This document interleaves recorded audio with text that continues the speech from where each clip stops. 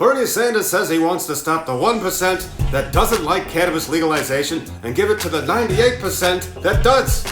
And no billionaires can stop him from legalizing marijuana by executive order. But can a constitution? Hi, I'm Tom, and you can find me by Googling cannabis lawyer and clicking over to my website, cannabisindustrylawyer.com, an online resource for learning more about the industry. Which brings us to, can Bernie Sanders just declare cannabis legal by executive action? That's why we're having this fireside chat as we're about to get political, but don't worry, it's going to be exceedingly boring. Article 2 of the Constitution. Political.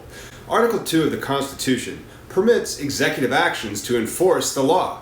Donald Trump thinks Article 2 lets him do whatever he wants, and the impeachment trial in the Senate appears to confirm that. What does Article 2 say exactly? Not much. He shall take care that the laws be faithfully executed. That's Article 2, Section 3. As you can see, the Constitution was written in the gender male. So what's the most famous executive order? It's 1863's Emancipation Proclamation, which means that Abe Lincoln must have thought slavery as unconstitutional, despite the 13th Amendment not happening until 1865. They did not start being called executive orders until 1907. In 1952, President Truman put all the steel mills under federal control. So can Bernie Sanders do something way less socialistic and legalize cannabis by executive order?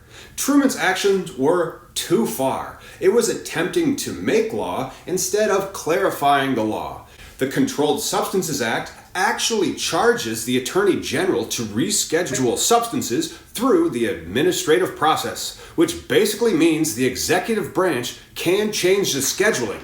But can they skip the process? What if Bernie believes what I've been saying all along, and that marijuana prohibition is an unconstitutionally racially biased law that fails the rational basis with bite test for constitutional muster? Would his action be that executive function of upholding the Constitution over the selection process made by Congress in 1970 that put marijuana right next to heroin? What if that goes too far? Well, then Congress could act to defund his executive order. But by removing cannabis from the Controlled Substances Act, well, that costs you nothing. Just cross it off the laws. No more bank fraud, everybody. The Congress or a state would have to sue the administration. Perhaps a really square state like Idaho or Indiana or Iowa. I don't know why all the cannabis-hating states start with I, but they would sue the United States. And that would take time to work out. If Bernie believes that the current scheduling of marijuana is unconstitutional and its racial disparity in its enforcement and the origins of the law support his belief, sure, he can legalize marijuana by executive order.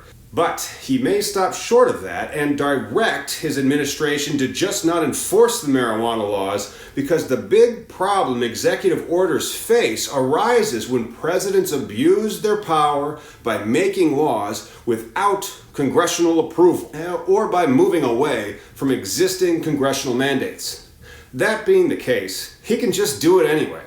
But it may not be enforceable after a legal challenge. Perhaps the framing of this executive order might actually play a role. For example, directing the Bernie Sanders administration to not enforce the marijuana laws instead of actually doing a legislative action and removing marijuana by crossing it out from the CSA. Would it be as controversial when 1940 we all rounded up the Japanese Americans and put them in camps? Or like in the 1950s, when Eisenhower desegregated public schools?